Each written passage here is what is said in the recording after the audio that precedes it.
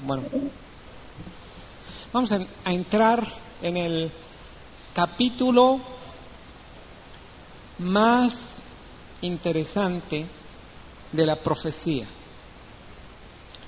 Porque este capítulo, que es el capítulo 9 de Daniel, que se titula La visión de las 70 semanas.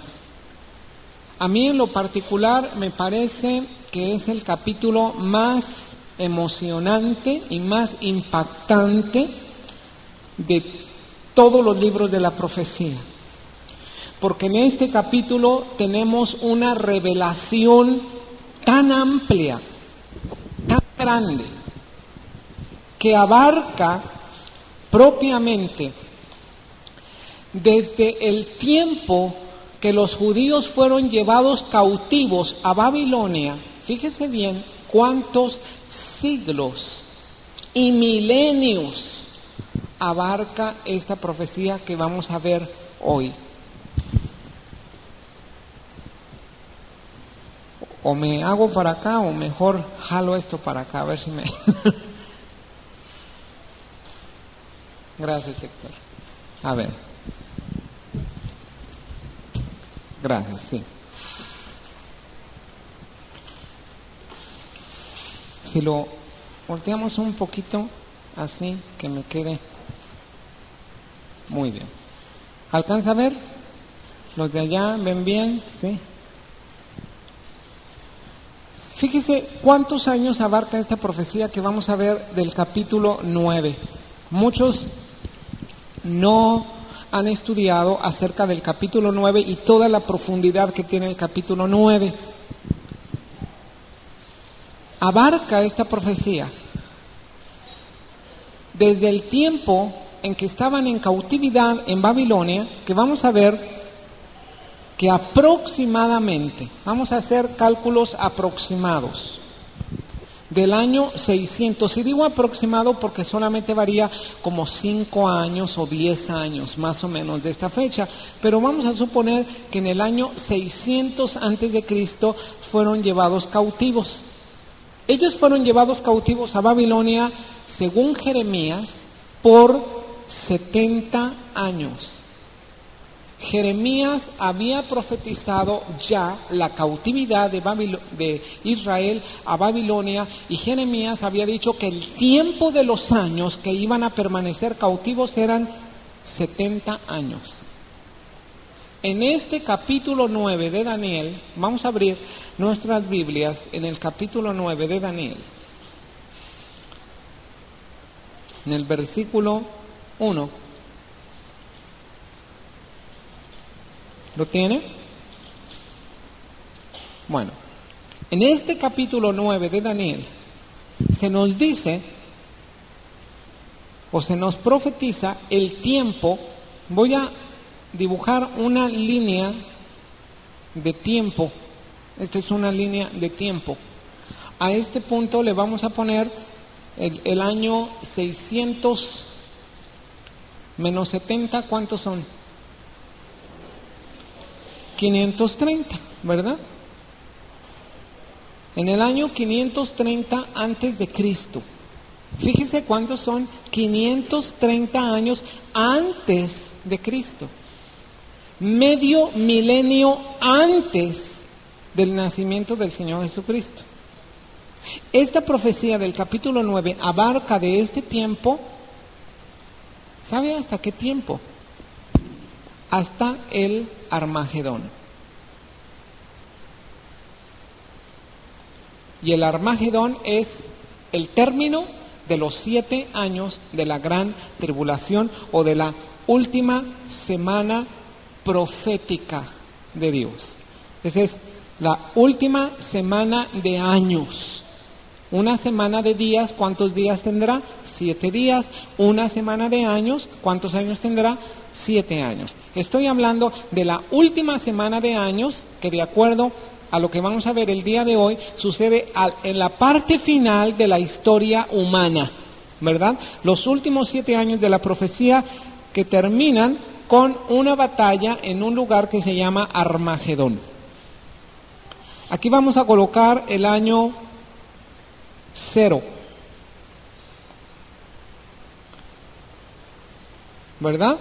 Que supuestamente es el nacimiento de Jesucristo, contando como que realmente estamos en el año 1991. Y digo como que realmente porque en los exámenes científicos que han hecho, en los exámenes históricos, se han encontrado una falla histórica aproximadamente como de 2 años. 2 años de diferencia. Pero vamos a suponer que estamos exactamente, gracias hermana, en el año 1991 de nuestra era, y que el año 0 aquí es el nacimiento del Señor Jesucristo. Aquí está el rapto. Y sin andar sacando fechas, porque yo no soy de los que andan proponiendo fechas de cuándo viene el Señor Jesucristo, porque yo ya propuse una y me falló, ¿verdad? Ese que mejor ya no propongo otra, ¿verdad? No le voy a decir cuál fecha, porque entonces se va a reír. Ay. Bueno, como no somos de los que estamos proponiendo fechas, suponemos solamente que en este milenio, al fin de este milenio, viene el Señor Jesucristo, ¿verdad? Quizás nos comportaríamos la generación actual de los que estamos esperando al Señor Jesucristo como los que estaban viviendo cuando iba a ser el año 1000. Los datos históricos que yo he revisado dicen que en aquella época, cuando estaban como en el año 991, ¿verdad?, que iban a acercarse al año 1000, y entonces había un dicho en aquella época que decía 1000 y solo 1000, así decía, 1000 y nada más que 1000. Pero sabe que llegó el 1000 y el 1001 y el 1002 y el 1991, ¿verdad? Entonces todavía decimos al 2000 no pasamos, ¿verdad? Del 2000 no pasamos. Mire, en primer lugar, los planes los hizo Dios. Solamente nosotros vamos a ver las señales, las cosas proféticas, y queremos suponer que estamos viviendo en la última generación. De hecho, tenemos que vivir como si fuera esta nuestra última generación. Tenemos que estar trabajando como si Cristo viniera en 2000 años. O en 200 años, que todavía faltaran 200 años para que viniera Cristo. Esto quiere decir que todavía falta mucho trabajo, y así le tenemos que echar de ganas, con mucho trabajo. Pero tenemos que vivir este día esperando como si Cristo fuera a regresar hoy. Amén. Así que a mí no me interesa cuándo viene el Señor en cuanto a mi trabajo y mi compromiso. Yo voy a trabajar y me voy a comprometer en el Señor Jesucristo como que Cristo viene hoy.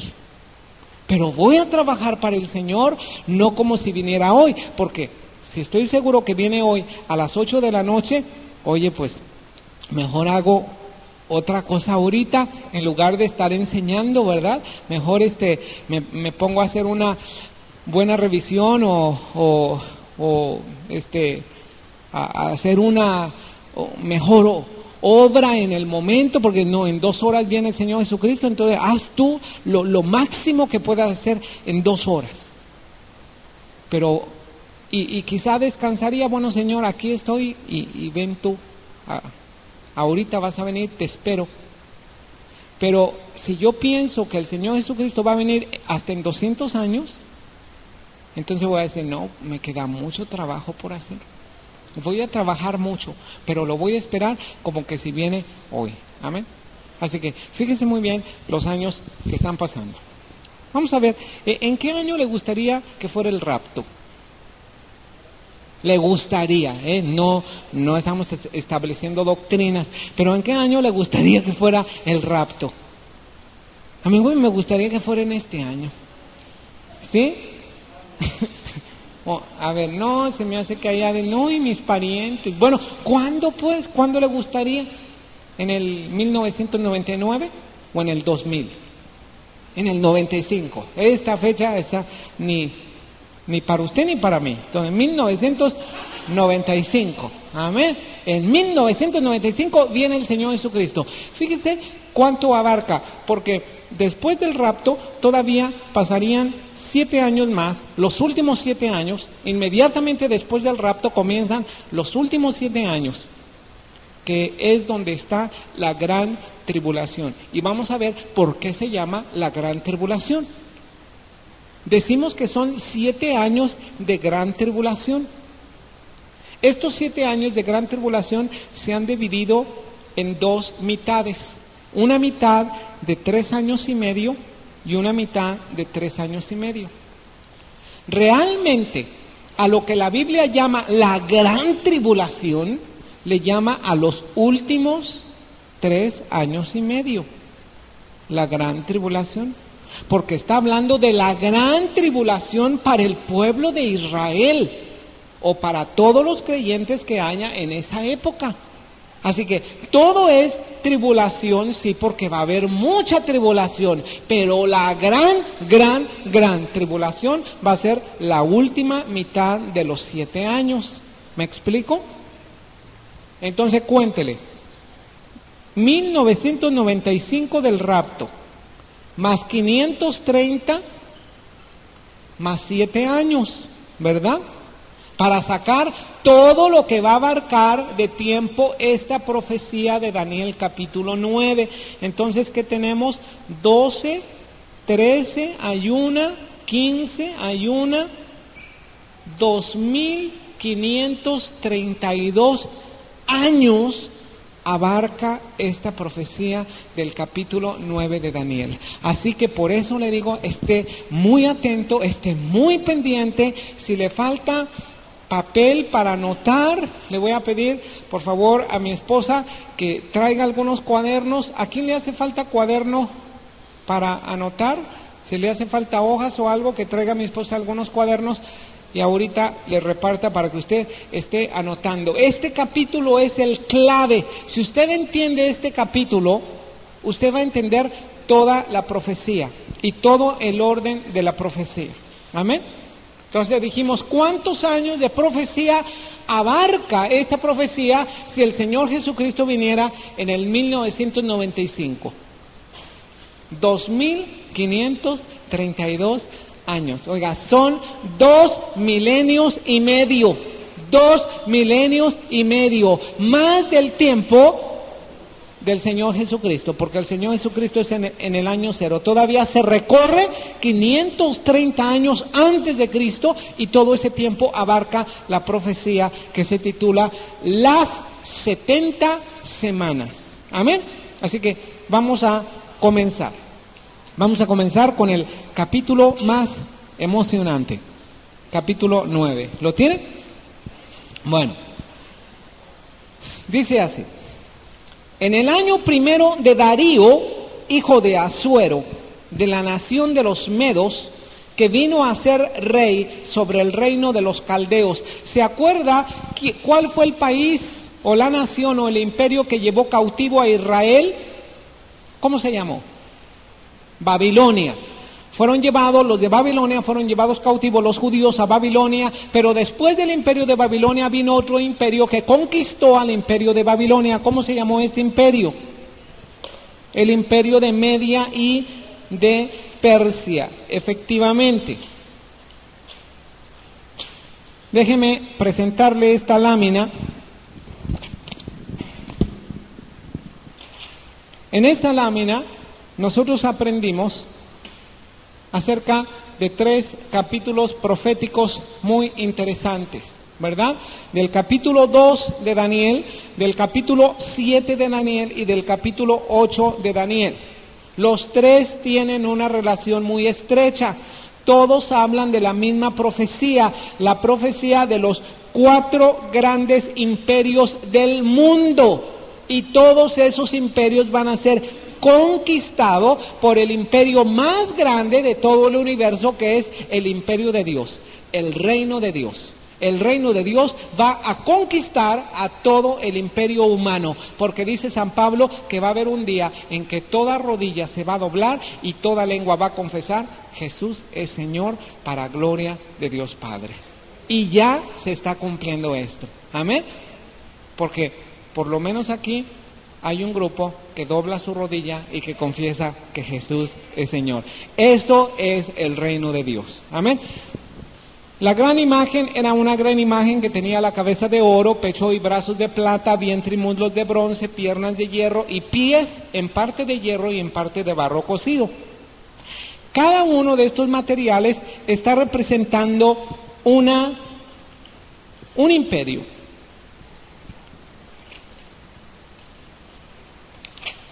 Aquí tenemos la gran imagen. El miembro de la cabeza era de oro puro, la nación era Babilonia y el rey era Nabucodonosor. El segundo miembro, pecho y brazos, eran de plata, la nación era Media y Persia y los reyes eran Ciro y Darío. Vientre y muslos eran de bronce. Estos estaban representando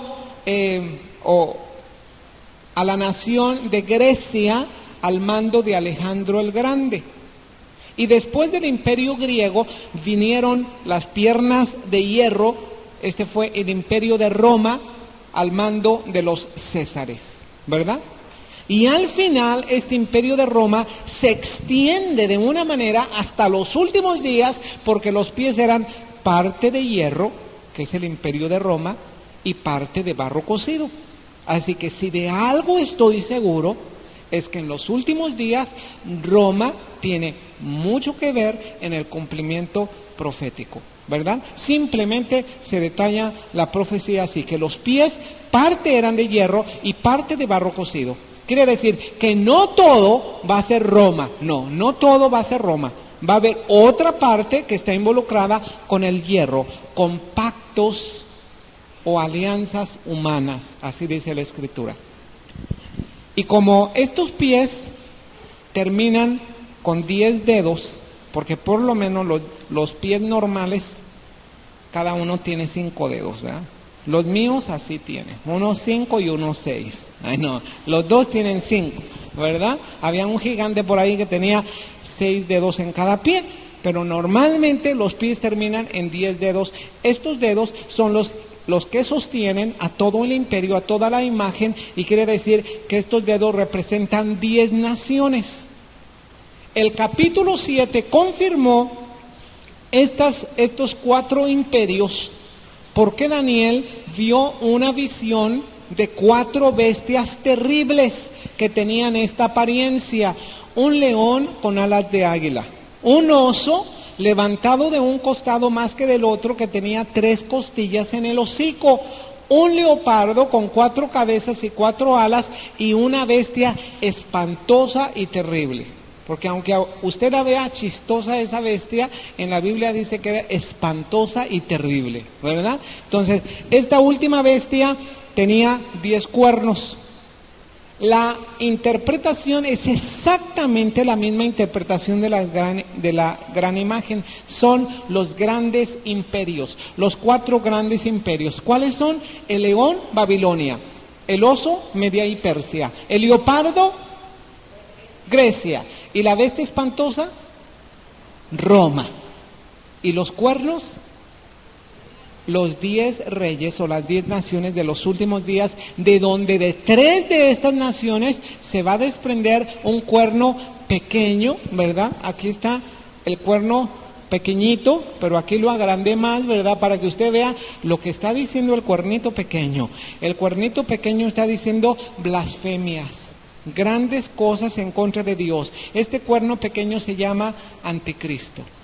Así que la profecía de Daniel es bien completa, y por eso, para que usted pueda entender bien el libro del Apocalipsis, necesita como base el libro de Daniel. Amén. ¿Por qué lo tenemos que ver esto una vez y otra vez y otra vez y otra vez? Pues para que se nos quede bien grabado. El sistema es, ¿cómo era? Repetir, ¿ok? Repetir y repasar. Voy a decir, repetir y repasar, porque de esta manera se te va quedando más y más grabado, ¿verdad? Ahora, en el capítulo 8 tenemos 2 bestias que tienen una semejanza con las otras 4 bestias. La interpretación no es diferente, e incluso el capítulo 8 tiene la visión y la interpretación. Y de acuerdo al capítulo 8, estamos seguros que la primera bestia, que era un carnero con un cuerno más alto que el otro, que a semejanza del oso, que tenía un costado más alto que el otro, solamente que el oso tenía 3 costillas en el hocico. Estas 3 costillas que tenían en el hocico eran los 3 países o naciones conquistadas por Media y Persia, que fueron Babilonia, Lidia, con D, como de nombre de persona, y Egipto. Eran estas 3 costillas, las 3 naciones conquistadas por Media y por Persia. Y el carnero dice que sus cuernos conquistaban a 3 lados del viento, ¿verdad? Que eran Babilonia, Lidia y Egipto. Entonces este carnero con un cuerno más alto que el otro es semejante al oso, representa lo mismo, Babilonia y Egipto, que conquistaron, a Media y a Persia, que conquistaron a Lidia, Babilonia y Egipto. Luego está la última bestia, esta bestia, pues que no parece bestia, pero es una bestia aquí, ¿verdad? Es un macho cabrío. Es un macho cabrío que tenía un cuerno entre los 2 ojos, un gran cuerno entre los 2 ojos. La misma profecía del capítulo 8 de Daniel dice que este cuerno era el rey primero y el macho cabrío era el imperio griego. Así que ese macho cabrío es Grecia y el cuerno entre los 2 ojos es Alejandro el Grande. Pero dice que este cuerno fue quebrado y en su lugar despuntaron 4 cuernos, a semejanza del leopardo que tenía 4 cabezas. ¿Quiénes eran estas 4 cabezas? Eran los 4 generales de Alejandro el Grande. ¿Quiénes son estos 4 cuernos? La palabra cuerno en la Biblia representa poder. Así que eran 4 generales de Alejandro el Grande, pero de uno de ellos dice, descendió un cuernito, pequeño también, pero que luego creció. Fíjese cómo este cuerno, que creció mucho y que arrojó parte de las estrellas de los cielos y las echó por tierra y las pisoteó, que quiere decir que tenía un espíritu maligno, que al igual que Satanás, arrojó la tercera parte de los ángeles del cielo. Ese cuernito es muy parecido a este cuernito, porque los 2 tienen el mismo espíritu, el espíritu satánico, pero son 2 personajes diferentes. Fíjese bien que este cuernito despuntó de uno de los 4 generales, pero este otro cuernito va a salir de una de las 10 naciones que en los últimos tiempos van a surgir. Este cuernito del capítulo 7, ¿quién es? Es el anticristo. ¿Y quién era este cuernito descendiente de uno de los 4 generales? Era Antíoco Epífanes, sombra del anticristo. Antíoco Epífanes. ¿Sabes lo que quiere decir Antíoco Epífanes o lo que quiere decir Epífanes? Epífanes viene de una palabra que es epifanía. Y epifanía, o sea, también a la época de Navidad le llaman la época de la Epifanía, porque Epifanía quiere decir el Dios que viene. Nuestra Epifanía es el Señor Jesucristo. Pero Antíoco se llamaba Antíoco Epífanes. Él se puso en el lugar de Dios, así como va a ser ese personaje en los tiempos finales. Por eso él se llamó Antíoco Epífanes. Y el número de su nombre, de Antíoco Epífanes, para que usted tenga un adelanto, el número del nombre de Antíoco Epífanes, ¿cuál cree que era? 666. ¿Y cuál cree que va a ser la cifra del número del nombre de Anticristo? 666, ¿verdad? Y no es jarabe, ¿verdad? Porque se acuerda que había un jarabe del 666, ¿verdad? Bueno, pues vamos a seguir. Entonces estamos definiendo que fue en el año primero de Darío. ¿Quién era Darío? El rey de Media. Era de los medos. A veces los persas ponían un rey, a veces los medos ponían un rey, porque la alianza era de estas dos naciones, Media y Persia. En el año primero de su reinado, yo Daniel, fíjate muy bien lo que Daniel hizo, la actitud de Daniel, podemos aprender mucho de la vida de Daniel. Yo Daniel miré atentamente en los libros el número de los años de que habló Jehová al profeta ¿qué? Jeremías. ¿En dónde estuvo viendo Daniel? ¿En cuáles libros? ¿En los libros de TV y novelas? En los libros, porque todos esos libros tienen profecías, ¿verdad? Astrología y todo eso. Tomas cualquier novela, ¿verdad? Y que las profecías de Nostradamus y que las profecías de, ¿cómo se llama esa mujer? Jim Dixon y todo eso. Puras mentiras, porque son puras cosas de Satanás. Están mezclando la verdad con la mentira y así hace Satanás para atraer a la gente. Daniel miró en los libros de Jeremías. Jeremías había profetizado, fíjate muy bien lo que había profetizado, que habían de cumplirse las desolaciones de Jerusalén ¿en cuántos años? En 70 años. Abre tu Biblia por favor en Jeremías capítulo 25 versículo 11 y en Jeremías capítulo 29 versículo 10. Primeramente Jeremías, ¿qué te dije? 25, 11. Y fíjate bien lo que decía esta profecía. Esta profecía la vio Daniel. Toda esta tierra será puesta en ruinas y en espanto, y servirán estas naciones al rey de Babilonia, ¿cuántos años?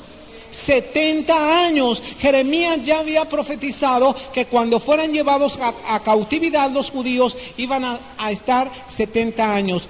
Jeremías 29, versículo que te dije, 10. Cuando así dijo Jehová, cuando en Babilonia se cumplan los 70 años, yo os visitaré y despertaré sobre vosotros mi buena obra para haceros volver a este lugar. Daniel era un hombre de Dios, era un profeta de Dios, y cuando él estuvo ahí en Babilonia, él estuvo todo el imperio de Babilonia, y después vio el cambio al imperio de Media y Persia, y todavía seguía estando ahí Daniel. En este tiempo de esta profecía se aproxima que la edad de Daniel era entre 80 y 90 años más o menos. Porque ya se estaban cumpliendo los 70 años y estaba buscando Daniel por esa promesa. Fíjate una cosa, que Daniel no esperaba, esto es muy importante, Daniel no esperaba que se cumplieran las promesas de Dios automáticamente. Daniel comenzó a clamar que la promesa de Dios se cumpliera. Amén. Porque en el espíritu hay una batalla espiritual. Y Daniel no se iba a sentar con los brazos cruzados a esperar que esa promesa de Dios se cumpliera, porque dice la Escritura, Dios nos ha dado preciosas y grandísimas promesas. Pero esas promesas necesitan ser poseídas por ti. Necesitas tú y yo clamar al Señor y tomar esas promesas y esa palabra, hacerla tuya, hacerla carne. Porque tú puedes sentarse y decir, mi Dios suplirá todo lo que os falta conforme a sus riquezas en gloria. Pues súpleme, Señor. Y te sientes ahí, no te va a venir nada, nada. Porque no estás haciendo nada. O vas a decir, pues, dice la Biblia que todas las cosas sirven para bien de los que aman a Dios. Yo no sé cómo le va a hacer el Señor. Pero si no haces nada, no va a pasar nada. Pero cuando tú comiences a clamar y comiences a confesar la palabra del Señor y comiences a decir lo que el Señor dice y lo que es la voluntad del Señor para que tú lo recibas, la necesidad de que tú le digas a la montaña, diréis a este monte. Fíjate que el Señor Jesucristo está diciendo la necesidad de que tú le digas a la montaña. No, Señor, pues yo tengo fe. A lo mejor mi fe es como del grano de una mostaza, pero tú dices que si mi fe es del grano de una mostaza, esa montaña se va a mover. No, no dice así. Dice que si tú tienes la fe del grano de una mostaza y le dices a la montaña y le hablas a la montaña y ejerces tu autoridad y clamas por esas promesas de Dios, entonces se van a cumplir. Y si no, no se van a cumplir. Ahora, ¿cuántos están dispuestos para que estas promesas del Señor sean cumplidas? ¿Cuántos quieren verdaderamente pararse como Daniel? Fíjate que Daniel buscó en la palabra del Señor. Tú tienes que buscar las promesas del Señor. Y si todavía no sabes buscar bien las promesas del Señor, pues hermano, te la voy a poner fácil, porque ahora el Señor nos la pone muy fácil y verdaderamente está muy fácil para nosotros. Fíjate que en el tiempo de Daniel, la palabra del Señor la tenían en pergaminos. Así, solamente para consultar el pergamino de Jeremías, tenían que sacar el pergamino y leerlo hasta que llegaran hasta ahí. Hoy en día tú tienes la facilidad que tienes 66 pergaminos juntos, desde el Génesis hasta el Apocalipsis, y que tú tienes una concordancia, y que si tú no te acuerdas de un versículo, tú buscas el versículo en la concordancia y lo encuentras. Y si no, te la voy a poner más fácil, cómprate una cajita de promesas y ahí vienen 500 promesas o no sé cuántas promesas y no, hasta eliges, pues de qué quiero la promesa de fe, pues voy a elegir la promesa de fe, mi Dios pues suplirá todo lo que me falta. Ah, Señor, tu palabra dice así, yo lo creo y yo lo confieso y ahí estás en la promesa hasta que se cumple, amén. Así era Daniel. Volví mi rostro al Señor, fíjate bien lo que dice, y volví mi rostro al Señor, buscándole en queja y amargura de espíritu, quejándome y alegando a Dios de sus palabras. ¿O qué es lo que dice? ¿Verdad que no se volvió al Señor quejándose, ni en amargura de espíritu, ni exigiéndole?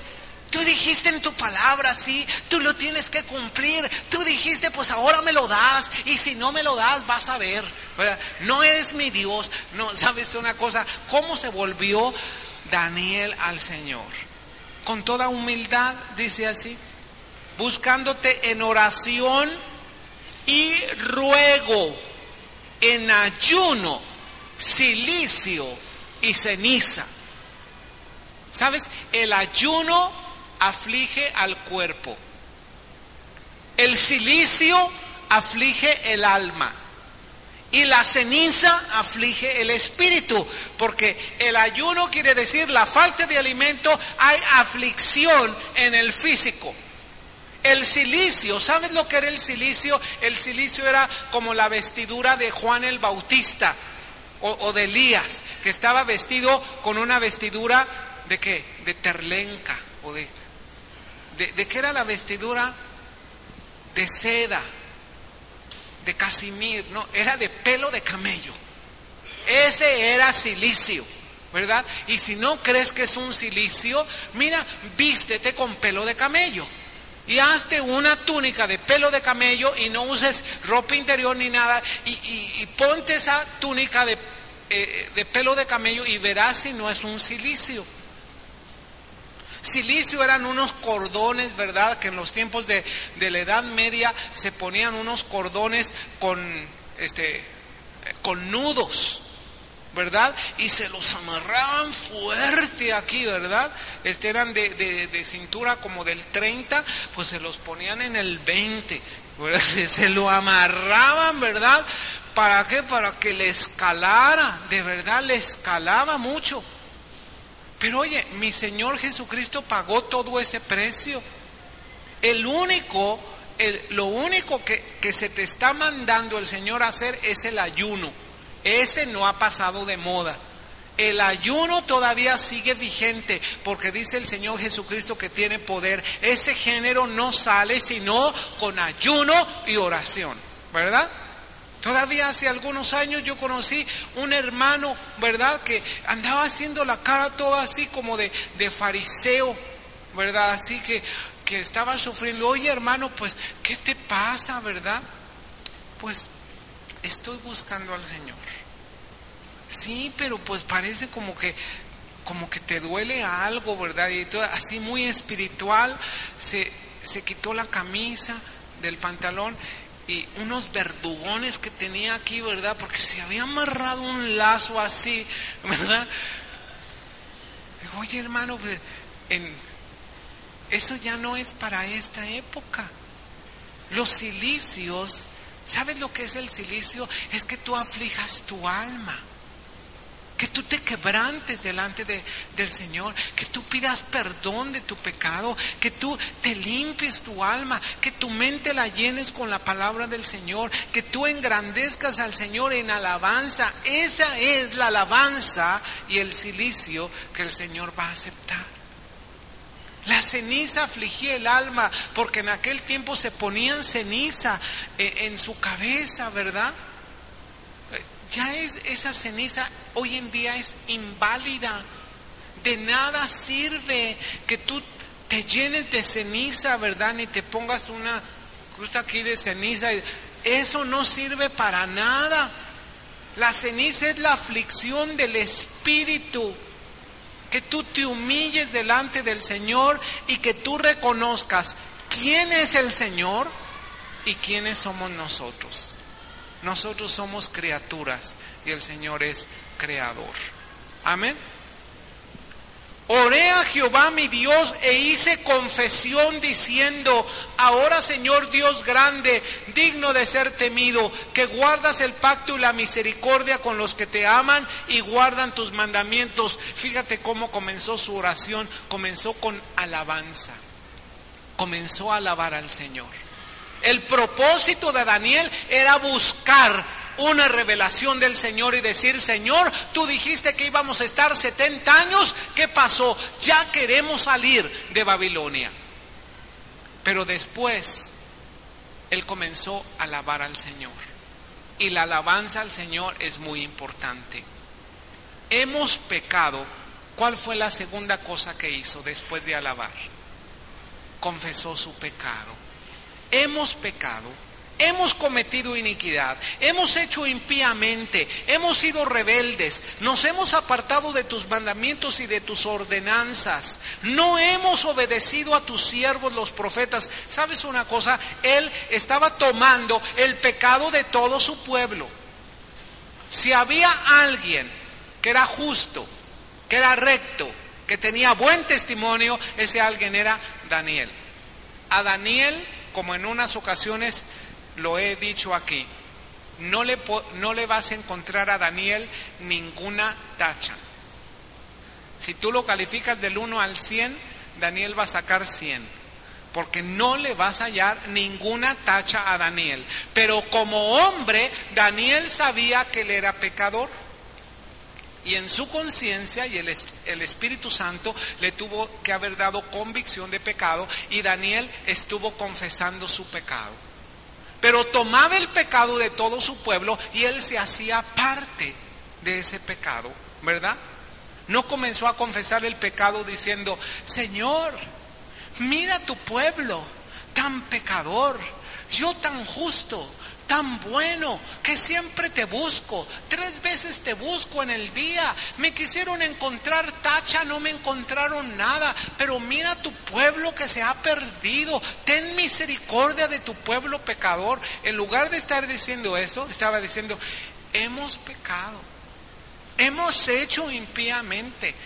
Lo que él estaba haciendo es que él estaba intercediendo, estaba llevando al pueblo con Dios y estaba trayendo a Dios con el pueblo.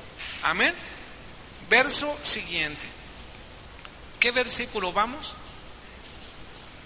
¿no hemos obedecido a tus siervos los profetas, que en tu nombre hablaron a nuestros reyes, a nuestros príncipes, a nuestros padres y a todo el pueblo de la tierra? Tuya es, Señor, la justicia y nuestra la confusión de rostro, como en el día de hoy lleva todo hombre de Judá, los moradores de Jerusalén y todo Israel, y los de cerca y los de lejos, en todas las tierras a donde los has echado a causa de su rebelión con que se rebelaron contra ti. Oh Jehová, nuestra es la confusión de rostro de nuestros reyes, de nuestros príncipes y de nuestros padres, porque contra ti, ¿qué? Hemos pecado. De Jehová nuestro Dios es el tener misericordia y el perdonar, aunque contra Él nos hemos rebelado. Fíjate que Él comenzó a reconocer que el Señor tiene misericordia. Porque no solamente está diciendo, hemos pecado, hemos cometido iniquidad, está yendo más allá, está creyendo en su perdón, está creyendo en su limpieza. Amén. Tú y yo tenemos que confesar nuestro pecado, pero nuestra fe tiene que ser tal que confesemos que nuestro Dios es misericordioso. No obedecimos a la voz de Jehová nuestro Dios para andar en sus leyes que Él puso delante de nosotros por medio de sus siervos los profetas. Todo Israel traspasó tu ley apartándose para no obedecer tu voz, por lo cual ha caído sobre nosotros la maldición y el juramento que está escrito en la ley de Moisés, siervo de Dios, porque contra Él pecamos. Y Él ha cumplido la palabra que habló contra nosotros y contra nuestros jefes que nos gobernaron, trayendo sobre nosotros tan grande mal, pues nunca fue hecho debajo del cielo nada semejante a lo que se ha hecho contra Jerusalén. Conforme está escrito en la ley de Moisés, todo este mal vino sobre nosotros y no hemos implorado el favor de Jehová nuestro Dios para convertirnos de nuestras maldades y entender tu verdad. ¿Sabes lo que Daniel está haciendo? Abre tu Biblia, por favor, en Segunda de Crónicas, en el capítulo 7. Segunda de Crónicas, capítulo 7. ¿Lo tienes? Dime por favor lo que dice el versículo 1. Vamos a leerlo en voz alta. Cuando Salomón acabó de orar, descendió fuego de los cielos y consumió el holocausto y las víctimas, y la gloria de Jehová llenó la casa. Cuando Salomón dedicó el templo al Señor, la gloria de Dios se derramó ahí. Dice que todos los que estaban afuera del templo se postraron sobre el pavimento porque la gloria del Señor estaba tan grande.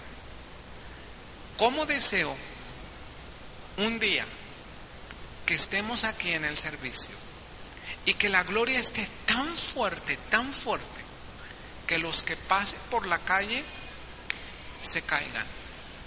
¿O no es posible? Mire, si la gloria del Señor se manifiesta tan fuerte, le voy a decir que va a afectar todo alrededor nuestro. Era un avivamiento lo que estaba pasando, pero ¿sabe lo que ocurrió? El Señor Dios dio una advertencia en el versículo 11. ¿Lo tiene? Terminó pues Salomón la casa de Jehová y la casa del rey, y todo lo que Salomón se propuso hacer en la casa de Jehová y en su propia casa fue prosperado. Dime por qué fue prosperado lo que Salomón hizo. ¿Por qué? Edificó el templo. ¿Por qué más fue prosperado todo lo que Salomón hizo? Te voy a decir por qué. Porque había una promesa en la palabra del Señor.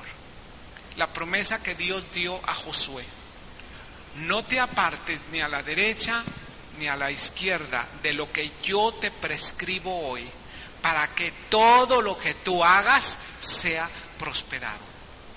Y si todo lo que hizo Salomón prosperó, te voy a decir por qué. Porque lo hizo conforme a la palabra del Señor. Y todo lo que tú hagas conforme a la palabra del Señor va a tener éxito. Amén. Por eso hay que orar y decirle: Señor, queremos hacer, pero solamente queremos hacer lo que tú nos dices que hagamos, porque de esa manera sabemos, estamos seguros que vamos a tener éxito. Amén. Y apareció Jehová a Salomón de noche y le dijo: yo he oído tu oración y he elegido para mí este lugar por casa de sacrificio. ¿Recuerdas aquella ocasión en que Salomón ofreció 1000 holocaustos al Señor y en la noche se le apareció Dios también en sueños a Salomón? Y le dijo, esto fue en el principio de su ministerio como rey, y le dijo: Salomón, pide lo que tú quieras que yo te dé. Y Salomón le dijo: Señor, quiero ser sabio para guiar a tu pueblo. Y el Señor le dio sabiduría, gloria, riquezas, honra, porque solamente pidió sabiduría para guiar a su pueblo. En esta ocasión nuevamente se le apareció el Señor. Después de que él dedicó el templo a Jehová, esa noche se le apareció en sueños y le dijo: yo he escuchado tu oración, he elegido para mí por casa el templo, como confirmándole: este templo va a ser mi casa. Pero aquí está la advertencia. Fíjate bien, la advertencia. Porque nosotros queremos bendición. ¿Cuántos quieren bendición?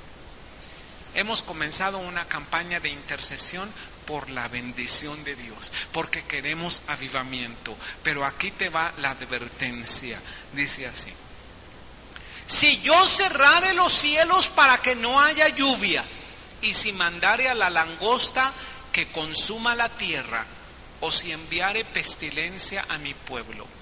Fíjate bien, dice, estaban en una bendición muy grande, estaban en un avivamiento muy grande, y le dice: si ustedes se apartan y yo envío pestilencia, o envío plaga, o quito mi bendición de este lugar, hay una solución. ¿Cuál es la solución? Dice versículo 14 así: si se humillare mi pueblo, sobre el cual mi nombre es invocado, y oraren y buscaren mi rostro, y se convirtieren de sus malos caminos, entonces yo iré desde los cielos y perdonaré sus pecados y sanaré su tierra. ¿Sabes que esta escritura la conocía Daniel? Y a través de esta escritura Daniel comenzó a orar. Daniel comenzó a buscar al Señor en ayuno, en cilicio, en ceniza, humillado. Comenzó a alabar al Señor, comenzó a confesar su pecado, comenzó a humillarse, a arrepentirse. ¿Qué crees? ¿Que iba a oír el Señor o que no iba a oír el Señor? Cuando hay alguien, hermanos, cuando hay alguien con esta actitud, desde el primer momento en que tu corazón se dispone para hacer esto, desde ese momento en el cielo se escucha tu clamor. Desde este momento el Señor envía su respuesta. Amén. Versículo 13. Conforme está escrito en la ley de Moisés, todo este mal vino sobre nosotros, y no hemos implorado el favor de Jehová nuestro Dios para convertirnos de nuestras maldades y entender su verdad. Por tanto Jehová veló sobre el mal y lo trajo sobre nosotros, porque justo es Jehová nuestro Dios en todas sus obras que ha hecho, porque no obedecimos a su voz. Ahora pues, Señor Dios nuestro, que sacaste tu pueblo de la tierra de Egipto con mano poderosa y te hiciste renombre, cual lo tienes hoy, hemos pecado, hemos hecho impíamente. Oh Señor, conforme a todos tus actos de justicia, apártese ahora tu ira y tu furor sobre tu santa ciudad, sobre tu ciudad Jerusalén, tu santo monte.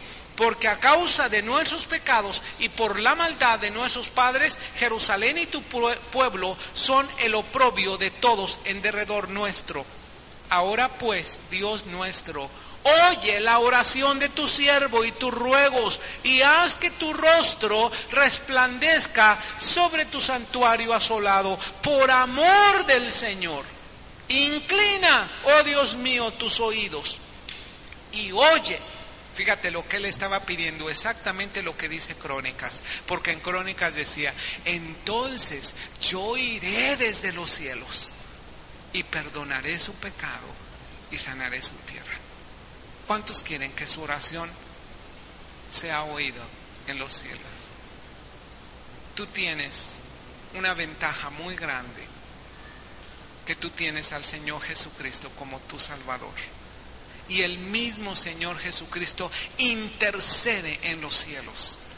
Tú tienes una ventaja, la del Espíritu Santo, que intercede y nos ayuda en nuestra debilidad.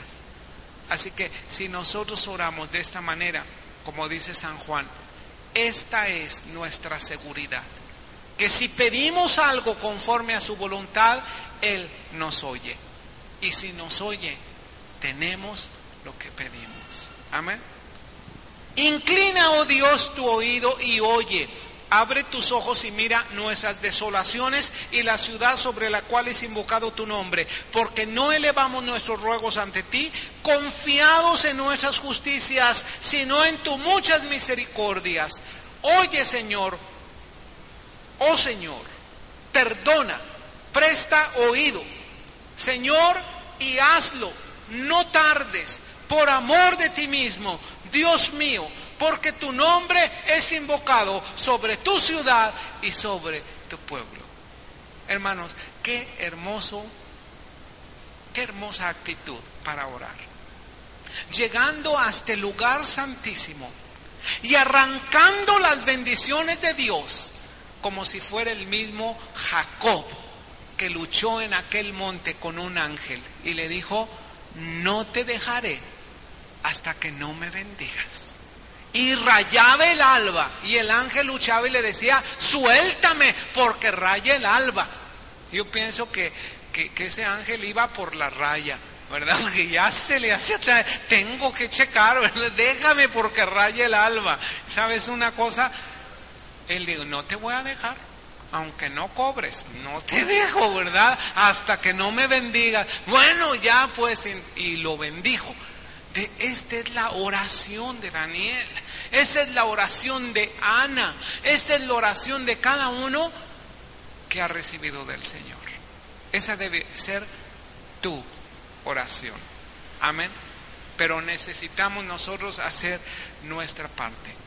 Si tú y yo no hacemos nada, no va a pasar nada. Pero nosotros somos los medios para que sucedan las cosas del Señor. Amén. Versículo 20. Aún estaba hablando y orando y confesando mi pecado y el pecado de mi pueblo Israel, y derramaba mi ruego delante de Jehová mi Dios en el monte santo de mi Dios. Aún estaba hablando en oración cuando el varón Gabriel, a quien había visto en la visión al principio, volando con presteza, vino a mí como a la hora del sacrificio de la tarde, y me hizo entender y habló conmigo diciendo: Daniel, ahora he salido para darte sabiduría y entendimiento. Al principio de tus ruegos fue dada la orden, y yo he venido para enseñártela, porque tú eres muy amado. Entiende pues la orden y entiende ¿qué? La visión. Esta es nuestra seguridad, que si pedimos algo conforme su voluntad, Él nos oye. Y si nos oye, tenemos nosotros lo que pedimos. Amén. ¿Cuántos de ustedes son muy amados del Señor? ¿Cuántos tienen la convicción que son muy amados del Señor? No chiqueados, amados. Porque a los chiqueados no se les disciplina, pero el Señor al que ama disciplina, y si nos disciplina, entonces somos muy amados del Señor. Amén. versículo 24 comienza la profecía. 70 semanas están determinadas sobre tu pueblo y sobre tu santa ciudad. En primer lugar, esta profecía es para Israel principalmente y para Jerusalén. Todo lo que dice esta profecía lo dice para Israel y para Jerusalén. El reloj profético de Dios es el pueblo de Israel. Así que está atento, siempre bien atento a lo que está sucediendo en el pueblo de Israel con los judíos. Porque el reloj profético, lo repito, el reloj profético de Dios es el pueblo de Israel. Esta profecía abarca 70 semanas. 70 semanas. La palabra semana es una palabra hebrea que es, más o menos se pronunciaría así, Shabua, así, Shabua. Eso quiere decir semana. Y se traduce como un 7 o un periodo de 7. Es decir, 7 días, 7 años o 7, ¿verdad? Y la profecía está hablando acerca de años, de 7 años. Es decir, o de 70 semanas de años. Si un Shabua son 7 años, 70 Shabuas, ¿cuántos serán? ¿Cuánto? ¿Cuánto es? 490 años judíos. ¿Por qué? Porque una semana, que es un Shabua, son 7 años. Y 70 Shabuas, pues serán 490 ¿qué? Años. Y tú dices, bueno, ¿por qué 490? ¿O por qué 70 Shabuas? ¿Sabes que la palabra 7 es el número de Dios? El número perfecto. El Shabua pertenece a Dios, porque es el número perfecto, el número de Dios, que es el número 7, ¿verdad? Significa plenitud, perfección, completo, algo de Dios. Y 70 Shabuas o 70 semanas fue lo que el Señor Jesucristo dijo a Pedro, que teníamos que perdonarnos los unos a los otros. Le dijo Pedro, Señor, ¿hasta cuántas veces perdonaré a mi hermano? ¿Hasta un Shabua? ¿Hasta un 7? ¿Hasta 7 veces? Y le dijo el Señor, no digas hasta 7, pero hasta 70 Shabuas, hasta 70 veces 7. ¿Por qué? Porque 70 7 son los planes que Dios tiene para su pueblo. Yo quiero hacerte en otra clase una relación del plan de Dios para el pueblo de Israel, que siempre se cumple en 70 Shabuas.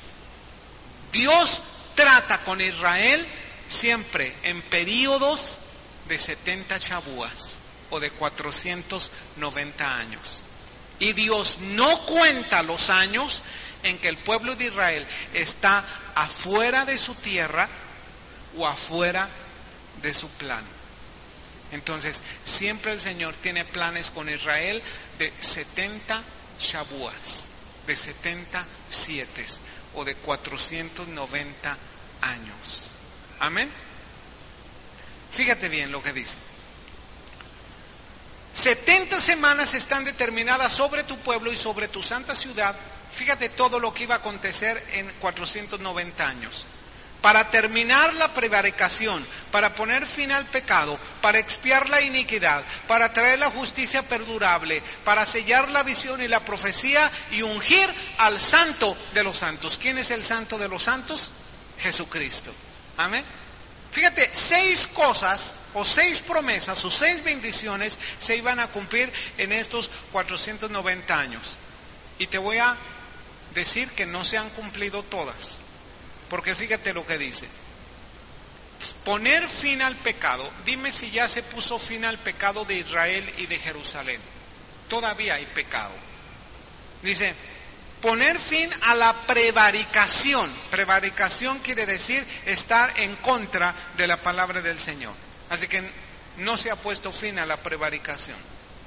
Para expiar la iniquidad. Pues eso sí se cumplió, porque el Señor Jesucristo sí expió la iniquidad, sí pagó el precio por el pecado. Para traer la justicia perdurable, pues comenzó a haber justicia ya en el reino de Dios, pero todavía no hay una justicia perdurable, porque esa justicia perdurable va a ser hasta en el milenio. Para sellar la visión y la profecía, y para ungir al santo